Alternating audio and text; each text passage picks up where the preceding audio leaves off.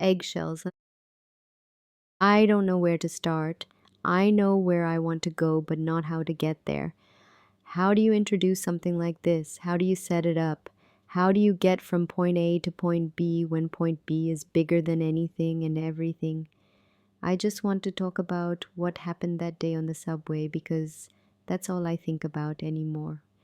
Every single minute of my life, it's all I think about, it's all I hear, and when I dream, it's all I dream about because there's nothing else anymore. I'm stranded in time on this one moment, and there's no past or future anymore. It's just the 2 minutes on the subway with that man. I would give anything to get away from this horrible moment, but I can't stop reliving it. And the sound is always there, and I am always, always hearing it, and I wish I could make it stop. I don't know what else to do except to vomit this up and cast it out and hope to God that maybe this will turn the machine off, stop the wheels, and let me sleep for just a little while. It was early and I was eating a bagel, a sesame seed bagel with strawberry cream cheese.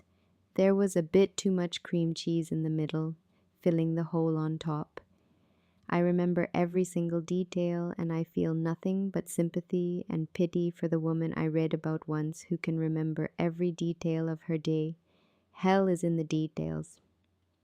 I was holding the bagel with a piece of wax paper because I was wearing my new suit, and I knew if I wasn't careful I'd get it filthy. The train had just left Grand and it was full. I wasn't paying attention to anyone else because my bagel was the most important thing to me right then. Isn't that ridiculous? Nothing else in that moment. Not the person across from me or the baby crying 3 rows down or the man jiggling his foot was more important than that bagel. I took a bite and I was wiping my face when something about the way the person behind me whispered made my ears prick up a little. Maybe it was the fact that he said it quietly on a crowded train on which you can't hear yourself think, let alone talk. Or it could have been that he said it in my ear, although I don't think he meant to. Either way, I turned my head back to the right, and I felt my stubble scrape along my collar. "What?" I asked, swallowing. He was a young black man, and he was grinning. He looked from the woman sitting next to him. He raised his eyebrows at me. "That guy looks like he's gonna flip out." He hooked his thumb back, and I leaned to look down the aisle. It was a man, just another man in a suit like me and half the train, but his foot was jiggling up and down, and his arms were crossed, which I remembered reading somewhere was a sign of hostility. He was glowering at the person across from him, and that's when I actually heard the baby crying. Isn't that amazing? I'd completely tuned it out until that exact moment, but once I'd heard it, I couldn't ignore it. A young Hispanic woman was cradling a baby, probably no more than 3 weeks old, and it was squalling. Babies that little sound like kittens, don't they? Like very angry kittens. She was wearing a loose brown coat, and the baby was swaddled in a pink blanket with rabbits on it, and she was touching it and saying something, cooing at it, and no one else paid her any attention except that man. He couldn't stop looking at her. We should have known then. We should have all known that something was wrong, that no one looks at anyone like that with anything but bad intentions. But we didn't do anything. We just sat there and waited to see what he would do. In all of us, there's that little black thing that thrives on seeing people do terrible things. That black thing just eats it up, just loves knowing that that person is going to suffer for what they've done. Stupidity is a drug that we put right in our veins, and it goes right into the heart of that little black thing, and it loves us for it. His foot went up and down, and he said something under his breath, and there was sweat rolling down his face. The baby let out a loud screech, and a few people turned to look. But this man, he shoved his fingers in his ears and bent his head down and planted his feet on the floor. His whole body moved with the tapping of his legs, and I frowned. I was still holding my bagel, but I'd forgotten about it because I was thinking about what a display he was putting on. It would only be a matter of minutes, I thought, before he started ranting about how babies shouldn't be allowed in public. No doubt he had places to be.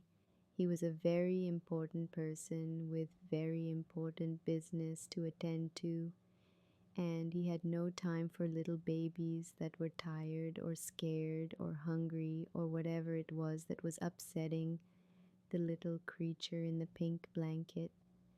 Mom slung baby over her shoulder and patted its back, but baby kept squalling in big hiccups, and now more people were watching this man, who still had his fingers stuffed in his ears and was singing to himself. I heard a snatch of the lyrics, and the song played in my head.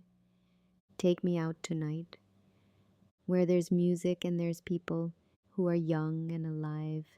Driving in your car, I never want to go home because I haven't got one anymore. Someone next to him got up and moved farther down the train, shooting him a nasty glance, but the man was hunched over, fingers in his ears and singing and rocking, and baby was cradled in mom's arms, waving its little hands around and grasping at nothing. Dude's fucking on something, man. Fucking crazy, man, the young man commented. I felt a blob of cream cheese fall out of my bagel and onto my wrist, but something very interesting was happening to the man, and it was as if I was hypnotized, and I found that I couldn't look away. His rocking increased until the people next to him loudly commented on it, and from where I was, I could see that there was blood on his fingers and running down his neck and onto the white of his shirt. I thought, he's really got his fingers in there, doesn't he? Baby shrieked, and Mom continued to shush it, and there was sweat pattering onto the floor, and the man's feet jiggled up and down and up and down, and his face was very red, and the young man behind me said, "Holy shit, dude's gonna stroke out." And then things happened very quickly. I remember everything. Baby let out a final ear-splitting screech. Mom shushed it, and the man leaped out of his seat.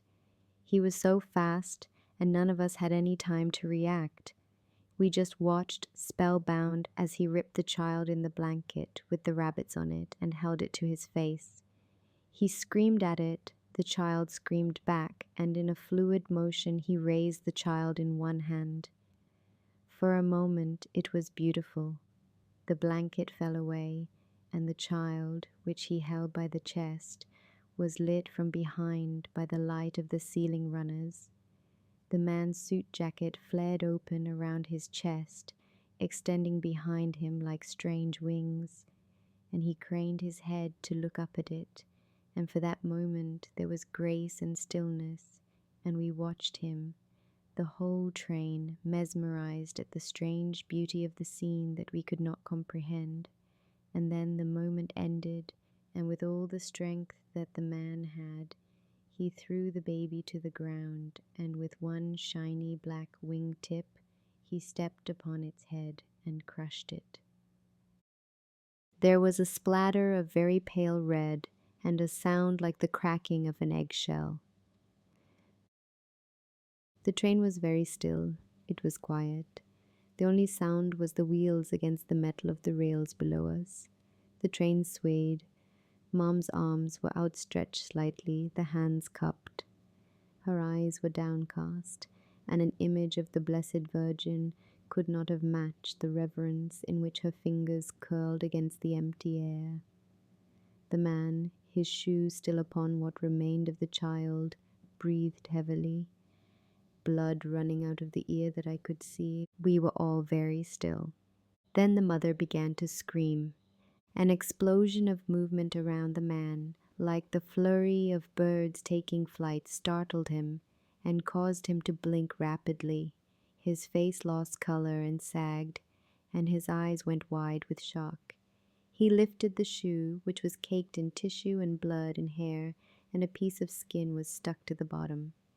It lifted the tiny body up slightly. He reeled back, and his leg struck the bench behind him, which he fell upon with all his weight. Chaos. Absolute chaos. The mother fell to her knees and cradled the broken body. She screamed, and there was more pain in those screams than anyone has ever known. The young man behind me shouted something, got to his feet, and ran over, while his female companion collapsed in a dead faint into the aisle. Several people grabbed the man who was clutching his chest. His eyes rolled and his face hung off his skull, and he was saying something, saying it over and over. I was not aware of moving closer, but I must have, because I could smell the acrid stink of him, and I could hear what he was saying. What did I do? What did I do? It's never been that bad before. What did I do? He tried to break out of the cluster of hands holding him to reach for the mother, who reared away and brought her child to her chest. The blood was pink and it stained her coat, and absurdly I wondered if it would ever come out. I remembered reading somewhere that blood could be removed with common soap, and I wanted to tell her this, but when I opened my mouth, nothing came out. I was still holding my bagel full of pink cream cheese, and she looked at it, and her wailing tore open the world. The man continued to scream, and from somewhere there was the sound of someone else yelling into a phone. Oh my God, I have a condition. I'm so sorry. Please, what did I do? What did I do? The bagel was soft in my hand, and when I crushed it, the cream cheese covered my fingers and palm, and I dropped it hissing as if it were hot. What did I do? Oh my God, what did I do? From outside the windows came the flicker of the lights in the next stop. A crowd was waiting at the edge of the platform, and I thought how lucky they were that policemen were there to push them back, so that they would never bear witness to the end of the world. And all the while the mother split the air open, and the man continued to cry out against the hands that held him to the seat. What did I do? What did I do? The man and the mother. It was a terrible symphony. For me now, there is no past or future. There is no softness or joy or taste. I am stranded at the end of the world where there is nothing, where there can never be anything. In my dreams, I hear the cracking of eggshells. N is for necrosis. When my mom died, she weighed 262 kilograms. As a kid, I never understood why she couldn't come for parent-teacher interviews or school plays, or even pick me up. It'd always be a nanny or a neighbor driving me to school, at least until I was old enough to take the bus on my own. And whenever I'd come home, she'd be slumped in a chair, chin dripping with grease and sauce from whatever ready-made meals she'd eaten. Our entire house reeked with the stench of sweat stains soaked into fat rolls, the musty aroma of a carpet left on its own for years. I wallowed in it for years, my childhood wasting away in that rotting house. I didn't know then, but now I realize some part of me always felt the sickness of it all, the festering disease that was eating away at the very foundations. As I started to get older, my ignorance turned to disgust. It was a combination of shame and fear. Shame that this was who I'd come from, that this was what I could become, and fear that she was going to die one day, die and leave me all alone in this world. And I grew angry. Why couldn't she get better? Why couldn't she just stand up, get herself further than the kitchen, maybe even out of the house? A part of me wanted to starve her, keep her choked for food until she shed that rubbery exoskeleton of fat. She was still my mother, though, and I couldn't just do to her. She was the only person I had. Still, having to rub between moist flaps of skin and fat with a damp cloth every night, clothe her, and even take her to the bathroom started to eat away at me. You have to understand what I was escaping when I got into med school the next state over. For the first time in my life, I wasn't directly responsible for that corpulent pig that was my mother. She'd stay in our sleepy Midwestern town with a carer paid for with her insurance, and I'd be free to live my life. That's what I figured anyway.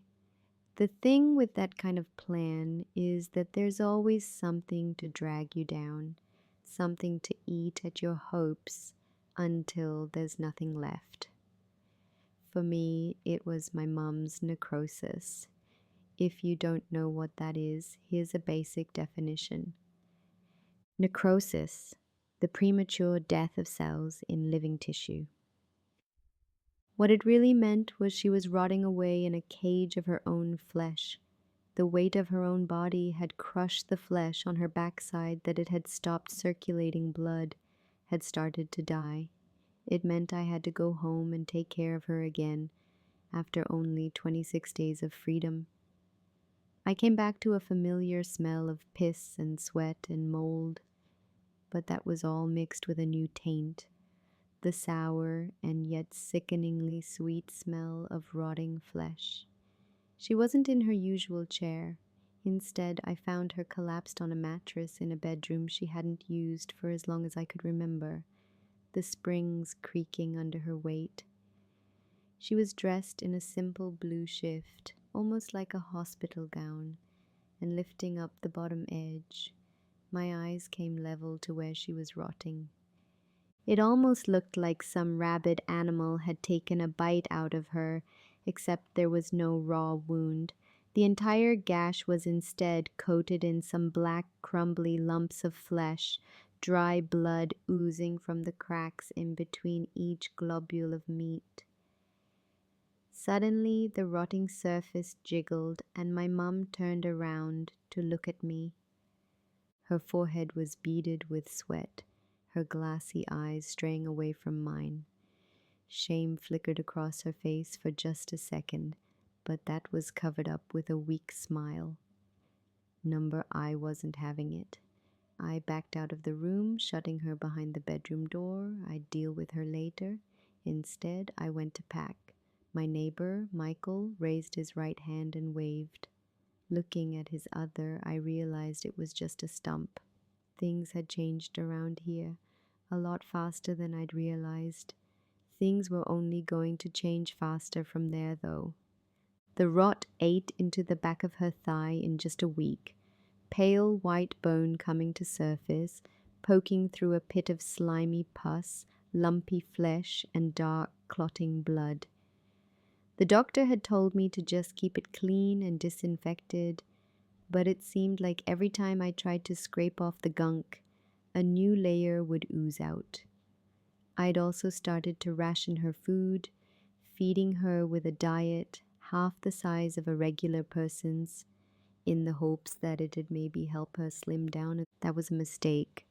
I caught her one night when she thought I was sleeping. Watching from the darkness, I saw her hand reach behind her into the weeping crater of her rotting thigh. She scooped out some of the gunk and the flesh, her nails scraping against the exposed bone. Shivering and groaning, obviously in extreme pain, she brought her shaky, slime-filled hand to her mouth and stuffed it in. I silently gagged as I watched her lick off the filmy white goo from her fingers, smacking her lips loudly. The next day, I covered the wound in several layers of bandage and tried to forget that image. I still have nightmares about it. I nearly saw her do it several other times afterwards, turning away every time I got close. I think the only reason I didn't bring it up was because it would make it too real and force me to acknowledge the truth of what I'd seen. She was eating her own sour, rotting flesh, and I was just letting her do it. When she finally died of a blood infection, I couldn't even stand her breath.